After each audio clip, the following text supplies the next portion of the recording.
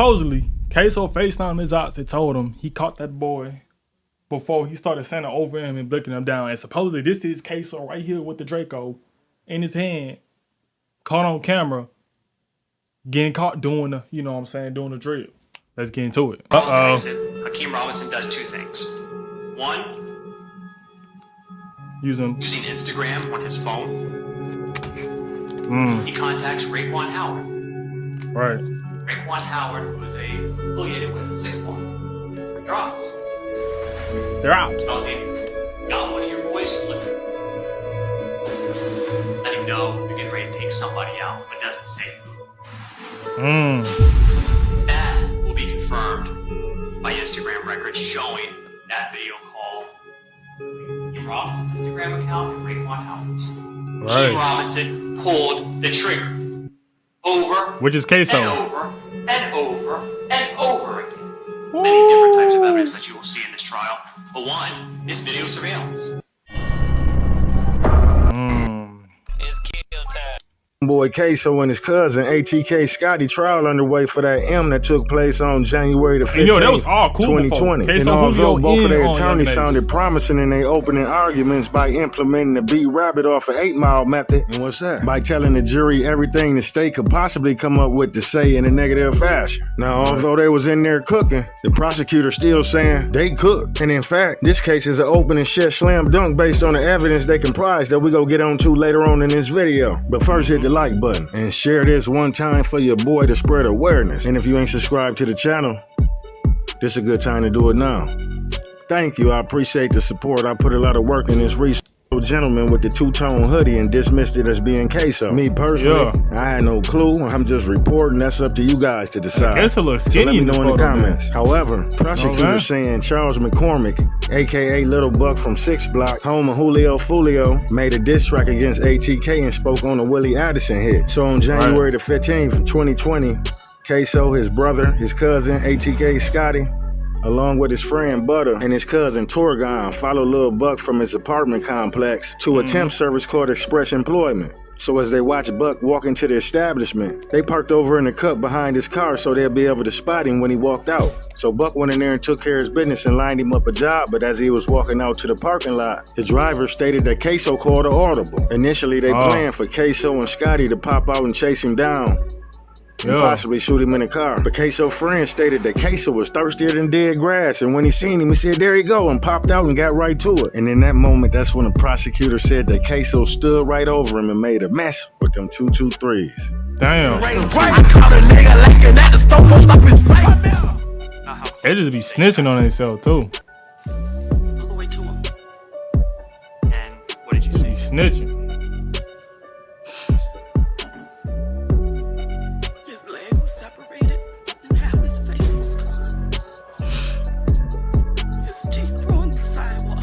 People who shot and killed this man in Arlington. This is a new picture of Charles McCormick Jr. given to Action News Jax by his family.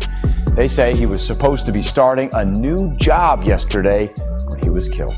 We first showed you this surveillance video of the suspects running through a backyard last night at 5. This happened after they crashed a stolen getaway car. But luckily, it was an off-duty cop at Publix in a close proximity that heard the gunfire and gave chase to the stolen Nissan Altima that was being driven by the friend Butter. Eventually, he crashed. Now they hopped out and on feet. Officers say Scotty and Butter ran in one direction towards the house they crashed at, and Ksoo ran in the opposite direction. So the officer put his attention on Ksoo until he hopped a couple fences and got up out of there with rifle in hand and hold one. But prosecutors mentioned that he was caught on a ring camera, and they claim they got footage of the murder. So the off-duty officer radios to the other officers their direction to And look at this nigga smiling in jail, bro. He like, I don't give about this, you know what I'm saying? I did it. You know what I'm saying? That's the face like, yeah, I did it, nigga, and I'm happy about it. You know what I'm saying? That's the kind of face he giving off right now. Travel. The officers claim, unlike Ksoo, Scotty and Butter left their weapons in a stolen Nissan and made their way in the backyard of a 57-year-old woman and barged into her home without permission, trying to evade the police. So boom, they make it into the woman's house. She walking out the bathroom and she spot the two guys and tell them, get out of my house, but in some colorful language, right? And proceeded to make it out on her front porch yelling help. So the both of them pulled this lady back in her home and it was said that Butter proceeded to choke her down to the ground and took her phone and threatened to cause further harm if she didn't comply. So then ATF Scotty calls Ksoo brother Crazy K. So then they take the woman's clothing, most likely her husband's that was at work, change into that, and share their location. And then about an hour later, Ksoo dad and his brother pulls up in a red orange Dodge Challenger. So then they jump in with Ksoo dad and evade the police. And so the lady makes it to her porch, flags down an officer that's still in the area, and gave a description of the perpetrators. Those men later got away after keeping a woman hostage inside her home for more than an hour. I'm John Bachman. I'm Tamika Hughes. Action News Jax Elizabeth Pace has been on this story since she first found the woman who was held captive. Elizabeth is live in Arlington, and that woman told you that she's now worried the guys might come back for her. She's doing much better today and hopeful that police might be close to answers, but now the adrenaline has worn off and she's sore and just anxious that these guys might come back. This is a little bit of what they left over. This is where they crashed. That stolen car looks like part of the plastic bumper here, and then over here we see part of the headlight. Now, although this still sits here on the sidewalk and is a reminder of what happened yesterday, she says she's not going to let them run her out of her own home. Right. You know what I'm saying? It all started at this store in Arlington, Express Employment Professionals. Police say someone shot up the store Wednesday morning, killing a young man. Today I learned that man was an up-and-coming music artist, 23-year-old Charles McCormick Jr. These are new pictures of him given to us by his family. They didn't want to go on camera, but told me they're crushed by his loss. He was supposed to be starting a new job that day. Before the suspects could get too far, they crashed their stolen getaway car about 2 miles on Townsend Boulevard. Neighbors gave me this home surveillance video that shows them running through yards and hopping a fence to get away from police. Then they chose a random woman's home to hide and change clothes. Okay, so what happened? So that you just saw them? They were in my house. I came out of the bathroom and they were in my house. We were getting video of the crashed car when I heard screams for help. She told me the You know what I'm saying? She couldn't even take a shit in peace, bro. So she got done wiping her ass, two big niggas came in up with guns, you know what I'm saying? If you say anything, you know what I'm saying, I'ma, look your ass down. Suspects just left her home after holding her hostage for an hour and a half. I helped her over to police and have checked in with her a few times since then. She don't know what to do. She says she's sore after trying to fight them off, but refuses to let them win. She's resilient. Never again, you never think anything like that's gonna happen to you. Ever. And especially her. Kim was the first friend to find her. She also lives nearby. We've been putting it through our heads, all the different scenarios that could have happened, and we're just so thankful that she's alive. That's what they hate. It could have went so many different ways. Now we do know that JSO detectives have been back out here collecting DNA, and neighbors are hopeful that they'll make an arrest soon. Now Butter had distinct tattoos on his forearms, and the victim provided that information to the police. That same day, officers had her look at a photo spread, and she identified Butter as the one who choked her out, but she couldn't identify ATF Scotty because she didn't really see his face clearly. But to Scotty's surprise, they didn't really need her because when they pulled her back in the house, he left DNA on her clothing. That DNA evidence along with phone records proved that Scotty and Butter were the two that broke in his poor lady house and held her against her will while assaulting her in desperate hopes to escape from the police. Inside the stolen Nissan Altima, police also retrieved DNA evidence that leads back to Ksoo and ATK Scotty. The prosecution also emphasized that the two guns recovered from the stolen Nissan that belonged to ATK Scotty and Butter, they were not the murder weapons. They saying that the murder weapon was with Ksoo and he ran in the other direction. They said ATK Scotty had an AR-15 with 27 rounds and one in the chamber and was ready to fully participate, although he didn't pull the trigger. They also found the Glock inside the car with Ksoo fingerprints on the slide. Oh yeah. You can't make this shit up. They loaded AR-15 in the back. 26 rounds. You can't make this shit. Including 1 round chambered, ready to fire. That was Leroy Whitaker's rifle. Wasn't a spectator in this.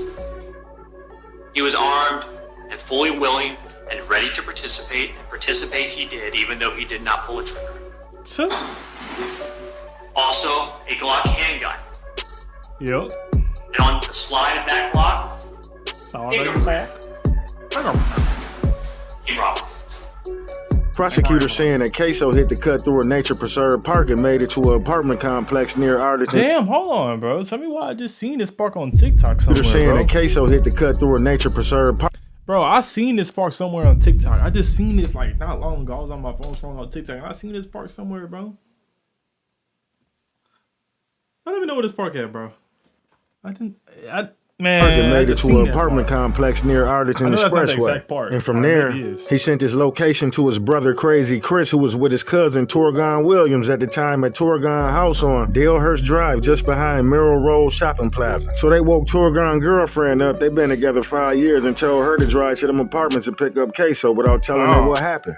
So she leaves to go to swoop up Ksoo and bring him back to the house with his brother and his cousin. But not before a witness that stayed at the apartment at the time described a white female driving around the parking lot like she was looking for something but unfamiliar to the area. So she described Torgon's girlfriend in the car she was in at the time. Witness told the officer that she picked up a man in a two-tone hoodie after seeing him walk out the woods. The witness also got an alert on her phone about JSO looking for the suspects and a clothing description including that two-tone hoodie. Prosecutors claimed that the witness got a quick glance at the clothing and ran back in the apartment for her safety, based off the alert. So being that she didn't get a good look at the suspect, she wouldn't be able to identify him. Now, Butter was arrested the same day and started cooperating. This story sounds like deja vu, so familiar, like we heard it before.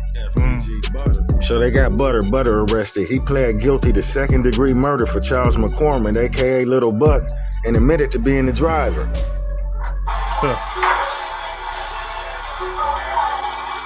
Oh, this Butter right here. Okay.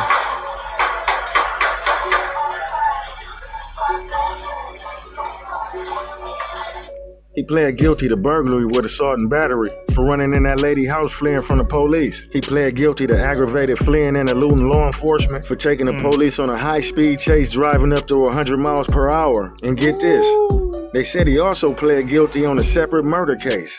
The prosecutor said he in so much shit when he testified, he don't know what sentence he go get. At this point, all he knows is what he looking at. And he's looking at life in prison. That's all you is gonna get is life. There's no other option, you know what I'm saying? Prison. Yep, life with no parole, and according to his guidelines, the minimum he can receive is 41.8 years up to life in prison. But with his cooperation, the judge is allowed to go below that 41.8 threshold. But that's if she decided to, and at the time, she ain't make no promises. Now, one thing for sure and two for certain, Bubba also know there's no way he can get less than 20 years. But at the same time, he could testify and still get life. But the prosecution said they feel so confident that even without Butter, they had enough evidence to put Ksoo and Scotty away for a long time. Because right before the murder, Ksoo goes on Instagram and tell a 6-block op, I caught one of your boys slipping right before running down on his prey, bloodthirsty. Ksoo dad Blue pled guilty to 2 accessories to murder. One from this case, another unrelated. I believe Ksoo's father is going to testify that Willie Addison, the guy Charles McCormick dissed in the song, was his son. And him and Ksoo's brother Crazy Chris was in a car and got shot while his son Willie died. And after that shooting, they became aware of the song and didn't like it. His son Abdul Jr., aka Crazy Chris, got hit in the head. So basically, Ksoo was furious. Now, when you watched that video of the murder of Charles McCormick, did you recognize the shooter? Yes, sir. Who was the shooter in that video? Oh, man. Robinson. Yes, sir. And obviously he's your son, so you're very familiar with him. Yes, sir. Leading up to January the 15th, 2020, when he got a call from ATF Scotty and Crazy Chris because they needed help. At the time, still sticking to the story, saying that he didn't know that a murder was committed until he picked him up. But all this seemed rather suspicious to the viewers, especially since Ksoo's father went on the news expressing his pain with the promise of no retaliation after losing a son and being hit up himself. In the same instance, watching his other son sustain a gunshot wound to the head. Damn, I ain't gonna lie. That's enough to make you get in one of them cars. People shot in a mass shooting last month is now speaking out about the state of our city and what he feels needs to happen to stop the violence. I think just as well as they're talking about bringing the National Guard in and all that, I think that that's going to be a challenge to the younger guys or whoever out here in the streets, you know, doing what they do. Abdul Robinson was also shot in the mass shooting. 6 were shot and 1 person died. The man who died was Robinson's 25-year-old son, Willie Addison, who was an aspiring rapper. News 4 Jax reporter Destiny McKeever spoke one-on-one with Robinson, who now says he wants justice. And Tariq, there have been no arrests made in that mass shooting. Again, I spoke with the father one-on-one. He says his young son, Willie Addison, was shot and killed, and his other son was shot and wounded. He's still in the hospital, but he says in no way, shape, or form did this family deserve this. Right. Posted on the fire with D and then we get money. Willie Addison was shot and killed after a rap event at Paradise Gentlemen's Club last month. He was in the truck with 5 other people. His dad, Abdul Robinson, was driving.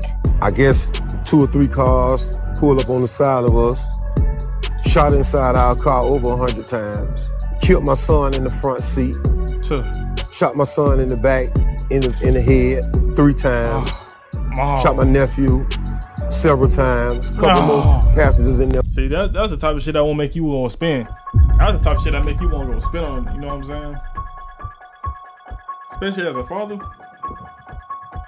Type of shit that make me want to go spin. I was shot several times, numerous of times, and I drove all the way from there to Memorial Hospital. Bro, it's thundering so bad outside. Shot in the back myself twice. It's a story hard to imagine, but Robinson says it was reality and he had to act fast. He says he's been through a lot, including his own trouble in the streets of Jacksonville. But today he wants to clear the air.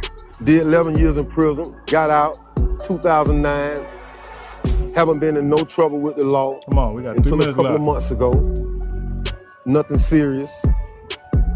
And we not getting the same treatment as a victim. Not saying the police not working or doing their job. I don't want to say that. What Robinson is saying is that with Jacksonville having 22 murders in the first couple of months of 2019, he wants people to know he's not retaliating for the murder of his son. I want justice for my son. I'm not sending nobody out there. They got quote unquote, I'm supposed to have hits.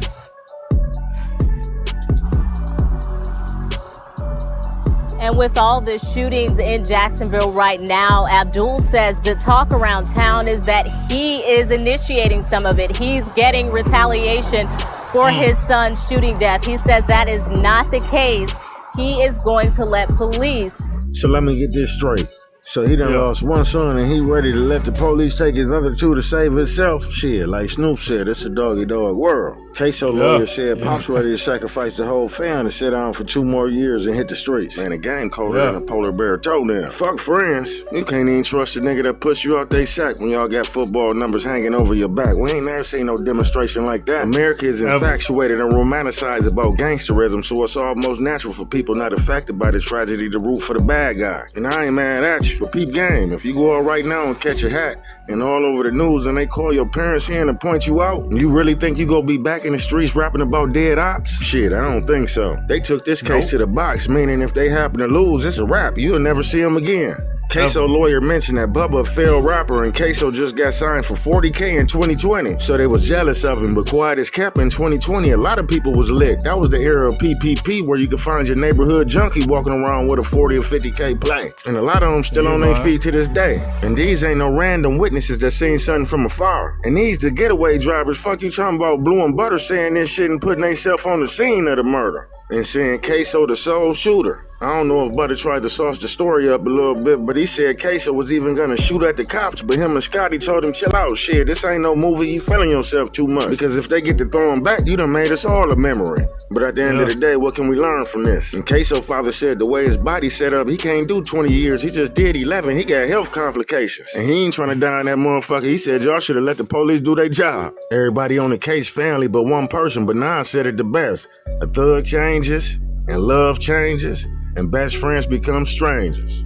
Alright, man, he ain't lying, man. So, more of the story, man. Dad said, them kids, you know what I'm saying? They go time, they spend their time in jail, nigga. I just came out of jail, you know what I'm saying? I spent my 11 ball, man. I got health complications, you know what I'm saying? I can't deal with that no more. Nah, Pop's crazy though, man. But hey, man. Say, man.